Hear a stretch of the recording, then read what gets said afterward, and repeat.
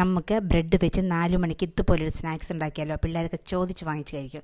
നമുക്കെങ്ങനെ നോക്കാം. അതിനായിട്ട് ബ്രെഡ് കോണോട് കോൺ മടക്കുക കേട്ടോ. അത് ഒന്നെങ്കിൽ അത് ഒരു ചെറിയൊരു നമ്മുടെ ടൂത്ത് പിക്കും കൊണ്ട് ഒന്ന് പിൻ ചെയ്ത് വെച്ചാൽ മതി. ഇല്ലെങ്കിലും കുഴപ്പമൊന്നുമില്ല. അതിന് ശേഷം നമുക്ക് ഇതുപോലെ ഇതിന് എണ്ണയിലിട്ട് നന്നായിട്ടൊന്ന് വറുത്തെടുക്കണം കേട്ടോ, മൊരിച്ചെടുക്കണം.